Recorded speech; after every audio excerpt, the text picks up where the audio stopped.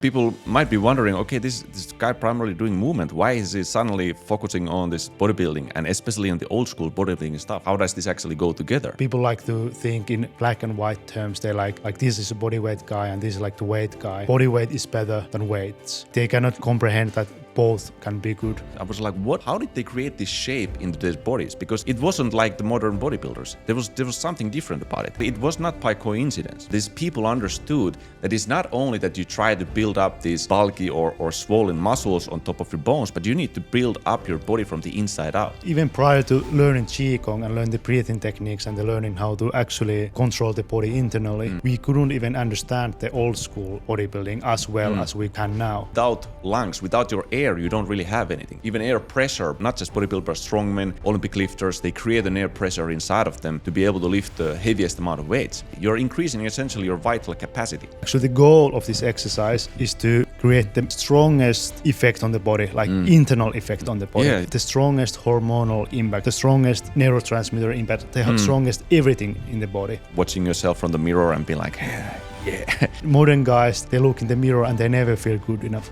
They feel like, my bicep is not strong enough. Yeah. Even if I get like a little bit more muscle definition, I'm like, wow, this is cool. yeah. So I think that the vast majority of people who are watching even our channel or follow me on Instagram, they probably see me as this movement guy. And that is absolutely correct. Like I do a ton of movement training and I also put it out a lot. I post about movement training. But this maybe also creates the idea that people maybe think that I don't do so much any maybe other type of training. But those who maybe know a little bit more about me or have followed this channel for a longer time probably know that I also do. There's also weightlifting.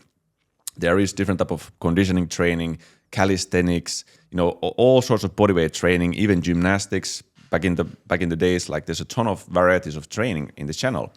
And those who know even more, maybe followed all the way from the beginning, also know that we had some very, let's say, rare old school bodybuilding also featured in this channel. Like we had this one like viral video from maybe 2016 or something, maybe seven years ago, where I'm showcasing these weighted back bends, searcher squats, round back rows, pullovers, different type of odd lift exercises in this video. And now I feel like people might be wondering, okay, this guy primarily doing movement. Why is he suddenly focusing on this bodybuilding and especially on the old school bodybuilding stuff? Like, how does this actually go together? Now, we need to go a little bit back to the history. So my earliest beginning in training is calisthenics and movement training. So the calisthenics was, going to the parks and doing those pull-ups and push-ups and muscle-ups and human flex and all of that stuff. Like I was heavily into just doing calisthenics, like real hardcore calisthenics.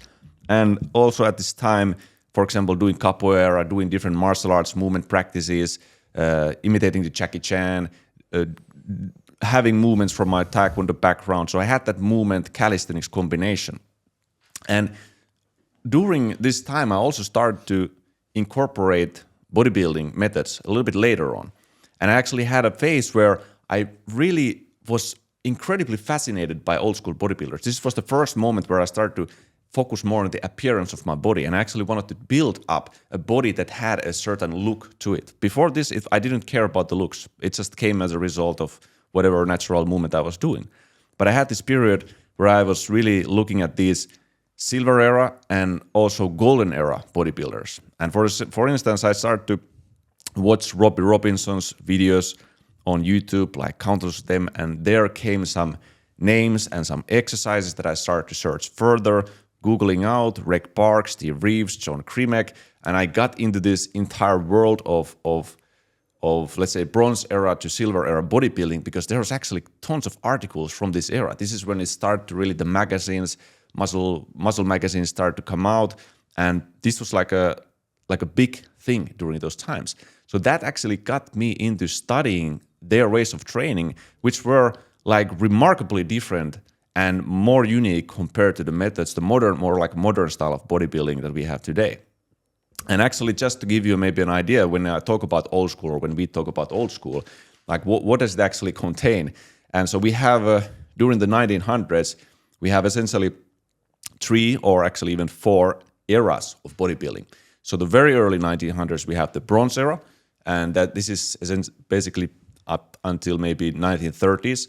and then from 30s to let's say maybe 50s, or from 40s to 60s, we have the silver era, and from 16s onwards up until maybe 80s or 90s, we have the golden era. So this is not like strict. They all like there's a transition period where everything goes like this way, kind of crossing it with each other. But we have from the early 1900s to the 1980s, we have this period of 3 different bodybuilding sectors, and I think these all still contained old school methods: the bronze, silver, and gold era. But of course, the bronze and the silver were the more or less like maybe what we're focusing on in old school methods. Yeah, in the beginning we were studying these guys extensively, and at the time, and if you look at the history, a lot of this information and knowledge, it was shared through magazines. Like I remember we read like probably like 1,000 different articles from like different bodybuilders, from John Grimek to the other guys. Yeah. Because some of these guys had like over time, like over years and years, they had like written maybe like 20 different articles on different exercises and different methods. So we read like all of these, like probably like 1,000 different articles, because was literally like our obsession, just read everything we could find. Right. But like you said, like we have never been like full body weight, because people like to think in black and white terms. They like to put people into boxes, and like this is a body weight guy and this is like the weight guy and like this. And they also like to think that in very black and white terms, in ways that body weight is better than weights. Like they cannot comprehend that both can be good. So in many ways, people always like, but body weight is better, like body weight is the superior, body weight, yeah, blah, blah, blah. tons of people like yeah, that. Tons of people, or the other people are like the barbell exercises are the best, like the back squat and the bench press. Everything else is basically useless. But we were never like this. We were always open-minded. And especially later on, we understood that it, like the way, it doesn't really matter so much what method, what tool you use. What matters is the methodology behind and how you use it. So when it comes to building the body, like resistance is resistance. It doesn't matter whether it comes from the body weight or whether it comes to weights. It can still produce results. Of course, there's difference in terms of what kind of results it produces, but it can still produce results, especially when it comes to muscle size. But even if you look at our workout programs, like Athlete 20XX, it's like, I would say it's 70% body weight training and 30% weight training, like weights, dumbbells, and even barbells.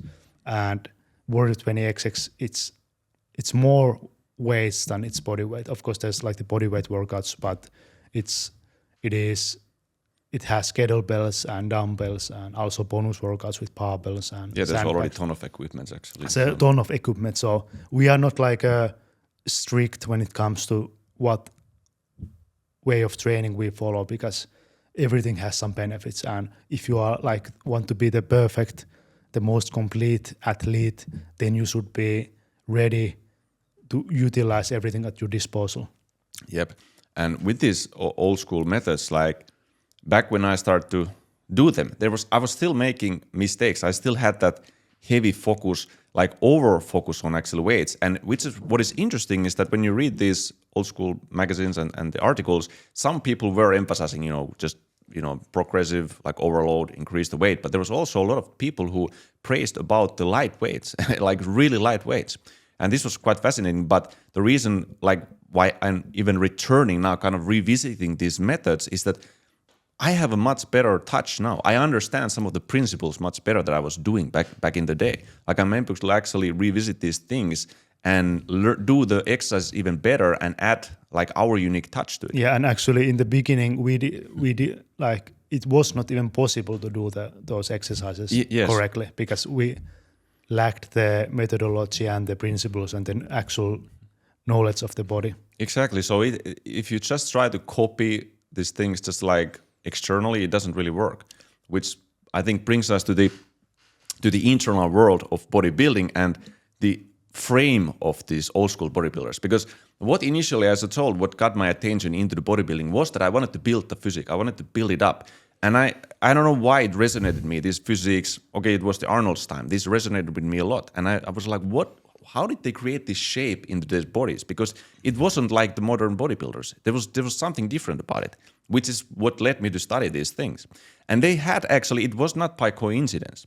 It was not only that the modern guys used more drugs or something like this way also. It was that they really had a different methodology. They have a different emphasis in their training. And the more I dig into the past, they start to find out that these guys not only did it like unconsciously develop this body, it was very conscious way of developing. It was the developing a certain frame where you have this buffed up rib cage was in the heart, very heart of old school bodybuilding. And there was like a ton of guys, like plenty of guys who were writing about that and specifically writing about that. So for me, this was very interesting. And this is also what fascinated me, that there was this internal approach, that these people understood that it's not only that you try to build up these bulky or swollen muscles on top of your bones, but you need to build up your body from the inside out. And John Grimek, for instance, this is a quote from him, not a direct quote, but he said when it came to building the chest, for example, he didn't really like to do the bench press to build up the breasts, the breast muscles. He built his chest by expanding the rib cage, like the area behind the chest. It's not the muscles, but it's the entire structure behind there. And he said that the real chest is built from the inside out. And so they actually had like multiple of even exercises, isolation exercises, different tons of pullover variations, and other very interesting drills, and even these different type of like arching benches over which they were laying down and doing these ribcage expansion exercises.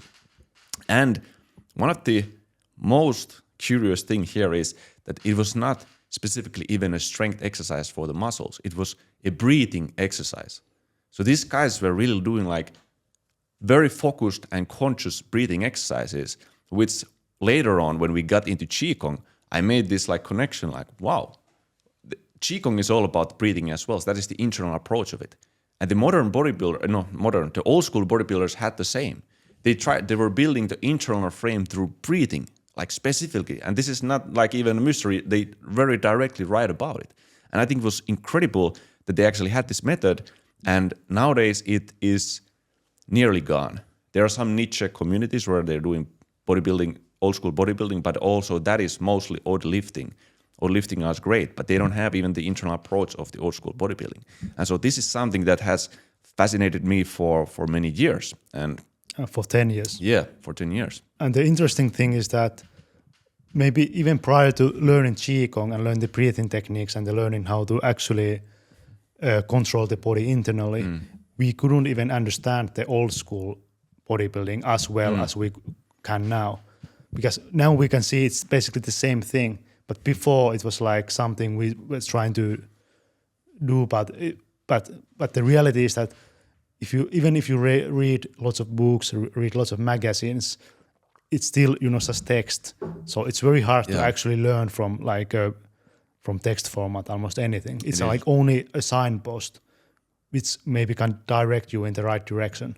But that's why, of course, you can learn from video and from mentors. But especially after so many years of learning about the internal control of the body, now everything starts to make more sense. Or in the last few years has started to make more sense. Maybe in the last 4 years, 3 years. Yeah, the dots are kind of starting to connect, and this was really kind of mind blowing to even see this, because it's such a similar type of emphasis in Qigong. We are trying to in all the courses that we have, it's about developing the dantian, like this lower energy center. But Qigong also has the term for upper dantian, which is this center. And there is even in our courses, like the health and fighting Qigong, there's an exercise, breathing exercise, where we are breathing also into the chest region. And then, of course, you have the belly region. But in the bodybuilding, specifically the chest region that you're building up, those are kind of two different energy centers in a way. I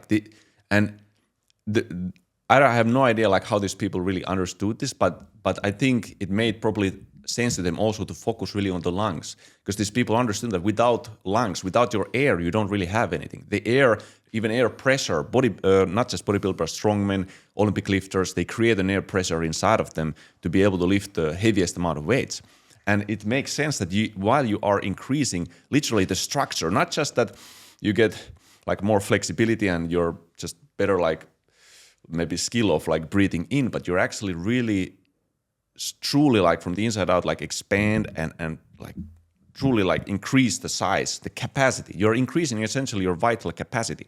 And this is precisely what they're doing in Qigong when they're like focusing on developing the dantian. You're actually increasing your vitality with this training. And that is something that for me I could very visibly also or even feel this back in the day when I was focusing more on this type of training. It gives like a kind of sense of vigor when you do training in this type of manner, even though I was making a ton of mistakes even with those methods. Yeah, and in the old school bodybuilding, the breathing, it has a very heavy emphasis on breathing. Like it has the ribcage expansion stuff, but it also has the vacuum and all this lower abdominal control stuff, which is, of course, there's, like you said, there's some niche communities that still practice it today, but in modern bodybuilding, it has kind of disappeared. Like it's just too much focus on the machines, too much focus on the basic powerlifting, the like exercises, and too much all of this stuff. You know, it's just if you look at the physiques today, they are the result of the exercises they do and the methods they utilize and the machines they use and the supplements and the drugs and the performance enhancing drugs they use. So that's why if you want to build the old school physique, you have to kind of get rid of all this modern stuff, or maybe not all of it, but a lot of it, and focus on the old school exercises, focus on the old school methods, and focus on the old school principles. Yeah, focus on those methods, but also aim to like always embody the training, like really like have that internal element to it. Like you said, they had the heavy focus on the breathing, and what is the funniest is that when they had squats, they had pullovers, they had chest flies, they had shrugs, and in all of those exercises you could find they called them breathing squats, breathing pullovers, breathing shrugs, breathing chest flies. They added the word breathing in front of it to emphasize this, which is also quite fascinating because that was the main part of the exercise. Even when you would do like this, which is very very famous during those times, the Widowmaker or the breathing squat routine where you do like 20 squats. The idea is that you are just like breathing the heck out of your body, like you're trying to breathe as much air in when you're doing these exercises and doing this training. And actually the goal of this exercise is to create the strongest like effect on the body, like internal effect on the body. Yeah. The strongest like biochemical like reaction inside the body, like the strongest hormonal impact, the strongest like neurotransmitter impact, the strongest everything in the body. And you can only achieve this by doing the high reps, high intensity, and through combining the breathing and everything else. Precisely. And now the thing that I want that people don't make the mistake, because when I was started to get into this, I thought that it should be quite heavy weights always. And this was the biggest mistake. Actually, these methods work even with lighter weights. Like this is what you need to understand. You can, because people are like, well, these guys were massive, and they were some of them were like genetic freaks also, like super strong guys, like people who are just made to lift weights. And they, of course, lifted the super heavy weights, and some of them also promote that. But people are different. People are different body structures and so on. And I'm telling that, I was like thinking, I need to follow these guys. But that's not the case. There's also people who emphasize light weights. And every time there was breathing exercises, people always say light weights, because if you're using too much weight, you're just constricting the ribs, you're constricting your body. So you're not getting the full expansion. Yeah, and if you lift too heavy, like everyone is individual, but if you lift too heavy, you are actually destroying your frame. Like the purpose of the old school bodybuilders was to build the frame. Yeah. And if you lift too heavy, you are like really collapsing your structure. So it's actually, you are not going to do any benefit with the heavy weights. You are actually destroying your frame, you're destroying your structure. Yep. Precisely, like, because the frame is supposed to be the something that actually is the base. It is through which you can support everything. So it completely destroys the idea if you utilize weight that you cannot handle, which destroys your frame. It needs to it's the stimulation, right? Stimulation, don't annihilate. Like you need to find the correct amount that actually causes pressure, so you can put counter pressure, but not so much that you lose that composure, you lose that pressure that you have actually in your body. Yeah, what people don't understand is that even if you can lift the weight, and even if you can lift the weight with a good form, it can still be too heavy. It can still put too much pressure on your structure and frame that it doesn't actually produce good benefits. This is why I like that there was the emphasis also on like really high repetitions with some of these guys, not all. Because if you have to perform like high repetitions, you have to choose a weight that you can control a bit better. Like you cannot choose your maximal weight. This is why I like also this high rep or even ultra high repetition approach, is that it's automatically decreases the amount of weight to a point where you're able to actually control it. So you're causing the resistance you're causing through the control, through the pure control of your form, actually, like really strict standards in how you control the barbell, for example. Like there are methods that you can, and of course the time under tension anyway. The volume itself increases the intensity and the stimulus to a great extent without you causing this damage by not being able to control the weight. Yeah, and what's also very interesting about the old school bodybuilding is that they really focus on what actually matters. They focus on the quality, they focus on the internal aspects of training, and they didn't really care about what everyone else cares about today. Like they didn't care about 3-minute rest periods. They didn't care about doing the exact rep ranges. Like you have to do like from 5 to 10 reps to build muscle. Like they didn't care about this at all. Like they couldn't care less. And recently I watched one of the interviews from the Franco Columbu, like the training partner of Arnold Schwarzenegger. And he was talking with the Rick Drazen, and he's also like some old school bodybuilder and old school wrestler, like soul wrestler. And they said that they never did cardio. Instead, they just didn't rest between the sets. They just went from one exercise to another. So kind of their workouts, like if you think about this, like they just went from one exercise to another and did high reps. And like this, it's completely the opposite of what everyone else is saying today. According to the science, you should be doing from 5 to 10 reps and then take 2 minutes of rest between the sets. Or actually the correct one is 1.5 minutes of rest between the sets. Okay, so very exact. Yeah, it's very exact. And the rep range is very exact, and the rest periods are very exact. But when you look at the old school guys, they were just doing they were doing high reps of one exercise and then going to the next one. Yeah, and some people were resting. That's the point. Like you don't have to stick to that one or the other. Like some exercises maybe you need to take a rest or so. But the bigger principle is that what you find out, what a lot of these guys say, is that they went by feel actually. And they also encourage other people to go by feel, because that was the best guide. And this is what we have been preaching about also for so many years, that you need to use intuition. You need to be in tune with your body. You need to listen to your body while you're training. And a lot of the times, like when I'm doing the training, I don't want to keep a rest. I just maybe superset or something. Yeah, nowadays I don't take any rest in the gym, but it's because of the MMA training and also the Warrior 20XX training. That's my whole mentality and mindset have changed so much that I'm exercising. When I go to the gym, I'm exercising nonstop. Like I just go. Of course, I'm not doing the same exercise, like because it's impossible. But I just switch between the variation, I switch between the exercises, and it's just I go. And of course, there's rest period between sparring rounds, but still, the point is like. But even the point is like you don't need to take this rule here or there. Like you can really truly listen to your body, and you can also experiment. And this is what also part of the reason why I got into these methods was I saw that they were very free in their approach. And you mentioned like they didn't have these rules. They didn't care. Like it was not like, oh, I need to do exactly this or exactly that.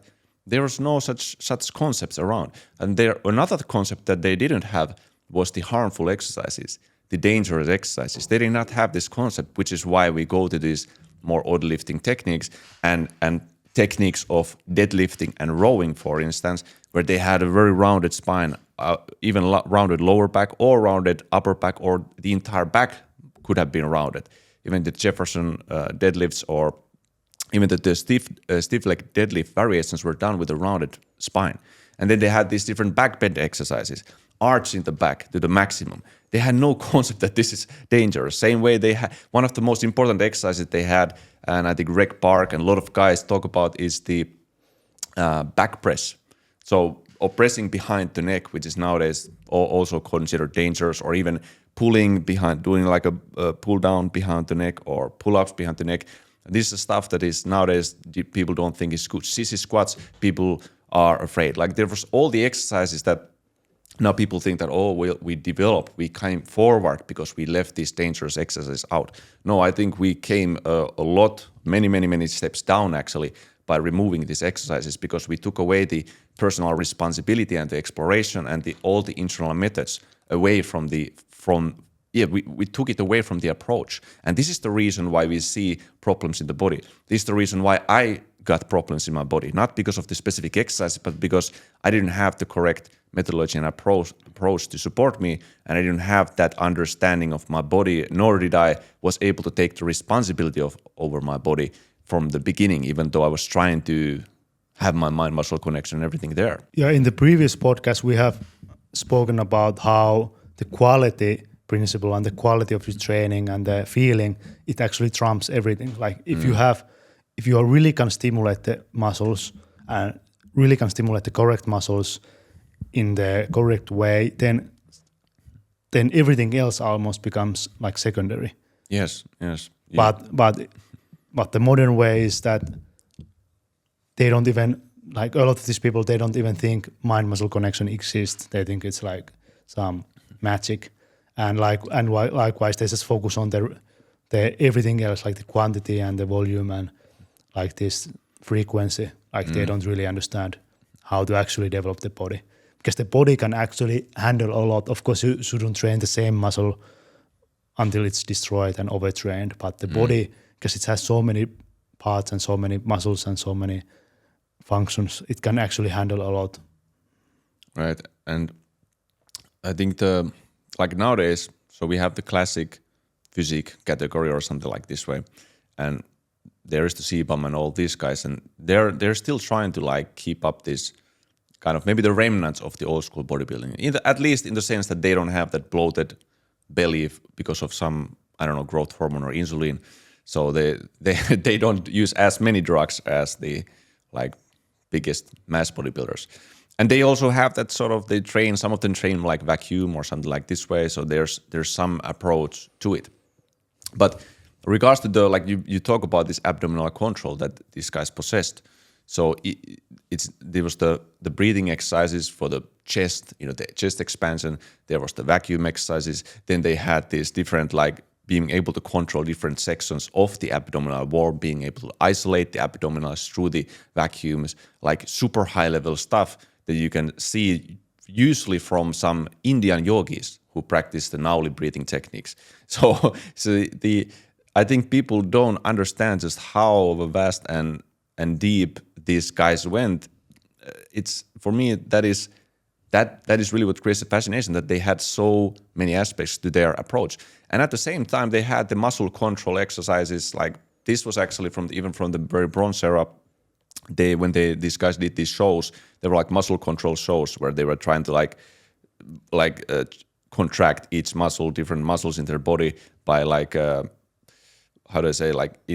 separately, isolating the muscles just by contracting them without lifting any sort of weights. It was like big shows. People were like looking at these bodies because back then almost no one had muscle mass. But so they had such a fine-tuned and refined approach that also was developed over many, many years. And I believe that perhaps what happened is because people, about going back to the ribcage, people believed that building up this ribcage and building up this capacity, that was the key to having even overall mass in your body. That was the key to being able to lift the heaviest amount of weights that you could lift. That was the entire key that there was. If you were trying to build up your muscle mass naturally, You had to build the internal frame. There was no way that you could otherwise build your strongest body. Like your frame could not carry the bulk, right? And why modern bodybuilders don't care about this is probably because they don't have to. They can build the muscle through the aid of these substances. So maybe, like I'm not absolutely sure, but I believe that if we start to go during the Arnold era to the more modern era, that is when really people start to use still like more and more and more and more and more, and it switched because Arnold era they still used old school methods. They did the pullovers, they did the breathing squats, and then suddenly little by little it started to all like vanished. And I don't know what else could cause this except for just the utilization of the drugs. So people no longer like relied on actually the proper methodology. They no longer had to rely on it, and also the invention of many machines around this. Of course, they have been around in the Arnold era as well, but they really started to become more and more popular in the 90s and 2000s. Yeah, I suppose. Yeah, at least in the. I mean, of course, there were a ton of machines like the cable machines. Yeah, cable machines, but now they have machines for everything. Yeah, and there was the Nautilus, but yeah, it could very well be. But yeah, they took the machines and also forget the entire internal methodology and then start to just rely on the substances because you didn't need to build the internal frame. But actually, the funny thing is that they do build it. They build up that balloon belly, a lot of these guys. That's the new internal frame that they had in order to carry their muscle mass, which is it just has totally, the whole thing has gone upside down, you could say. Yeah, and the interesting thing is that this bronze era and silver era, like bodybuilders are actually super popular nowadays. Like we see on YouTube and Instagram, like everyone follows them. But I think almost nobody knows how they actually trained, like Like they know they did maybe pullovers, but they don't really understand like how to do it correctly. They don't really understand how to do the vacuums, how to do the ribcage expansion and all of this and this breathing exercises, like, because you can read this stuff from the magazines, but unless you have the actual touch with your body, you will never be able to do this correctly. Yeah, and like for me, I would say that these old school methods, they're not necessarily the best foundation immediately. Like doing calisthenics and movement training and training where even athlete training exercises where you're just doing like really refined mobility training. Like this is the kind of the foundation that actually teaches you to do also old school exercise in the best possible manner. Like, of course, you can use these old school methods also as a foundational way, but just most people just don't have that body awareness to properly do them.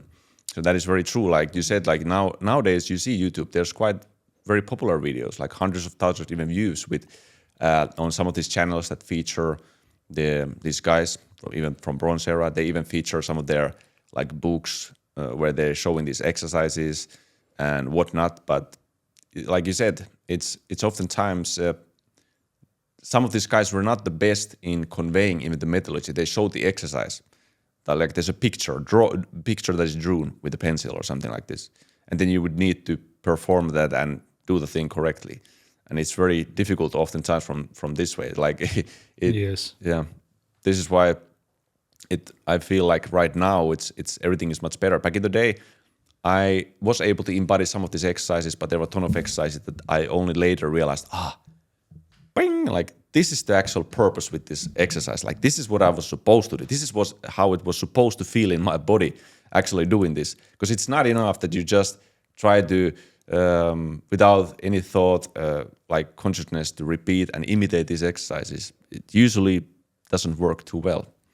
And the good thing is that we just released the Iron King method, and the Iron King method it has all these old school knowledge, old school bodybuilding, old school strongman stuff in it. Of course, it's not just because it's Iron King method. It also has the Indian club training from like thousands and thousands of years ago, ancient stuff, and also steel mace training and sandbag training. But that's why it's very exciting to actually give people the knowledge and the information to how to actually do correctly the old school bodybuilding.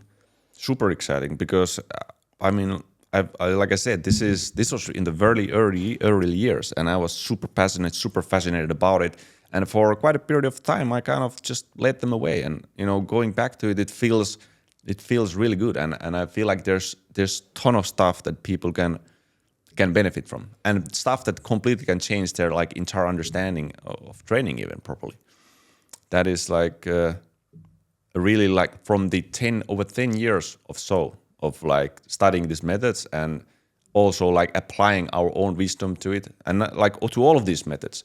You have the old school bodybuilding, you said, you have the mace training, the club training, the sandbag training, like having these methods brought to this day, but also with a guide that actually helps you to utilize them, helps you to embody these methods, because it's not enough, just do this exercise.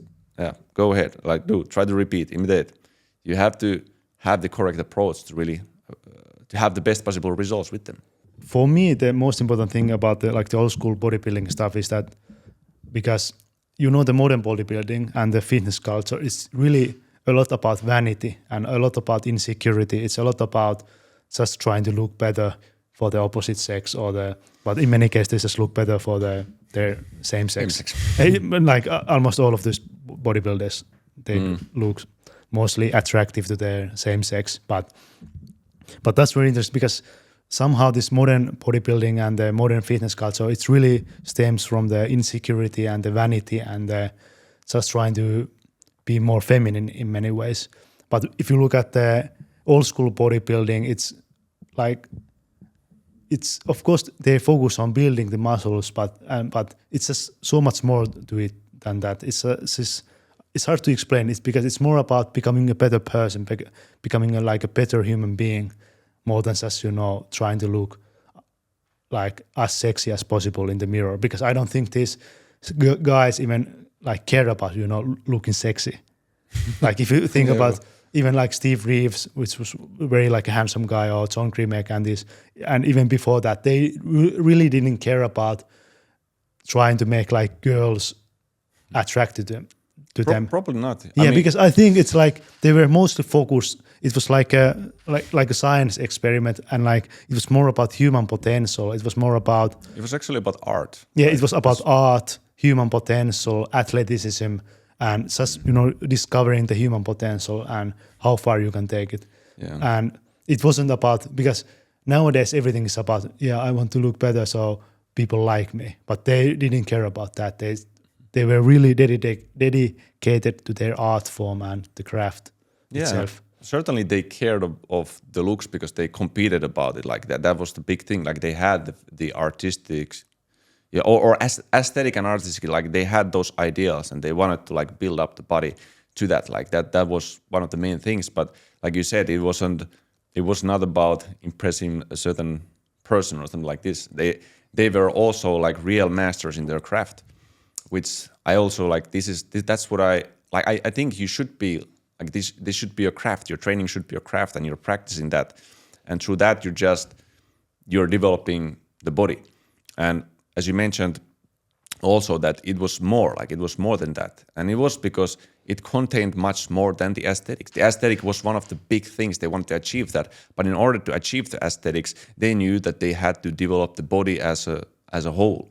They had to develop the whole thing, the muscle control, the mind-muscle connection, the breathing capacity, the vital capacity, and they knew they had to be healthy for it, and also strong. So it was a complete approach, which is why of course I still admire these guys, and I still look into the past for sometimes for advice or inspiration, and it's very, because that these guys had something very useful, something very beneficial.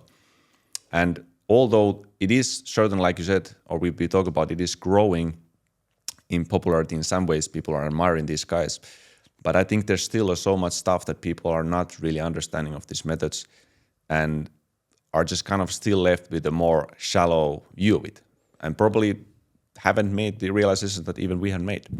Yeah, and if people want to look like the old school bodybuilders, they have to train like the old school bodybuilders. That's really literally the only way.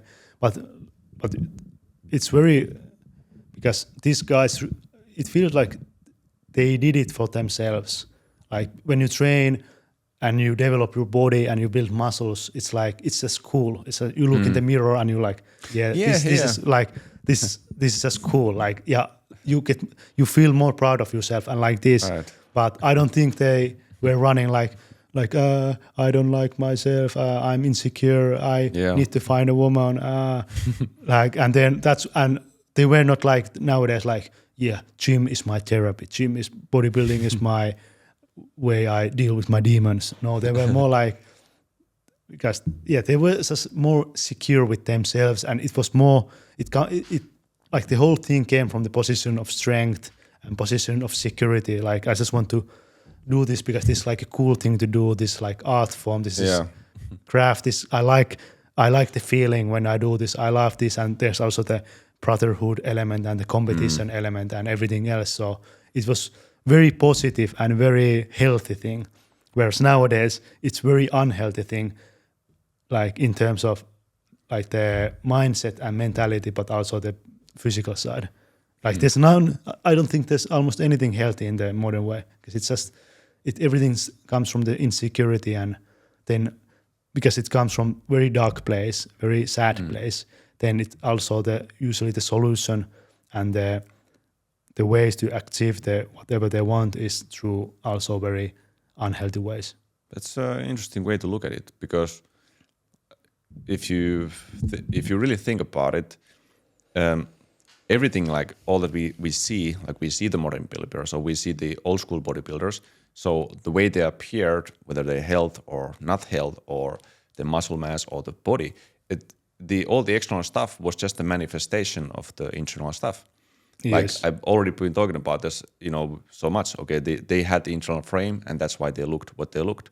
And these guys that you said, like modern guys, they look in a certain way because of where it comes internally. And internally, there's depression, there's mental disorders, there's body dysmorphia, like ton of like dark stuff like you mentioned, really like bad stuff in a way, and some like a little bit grim. Yeah, very dark and very grim.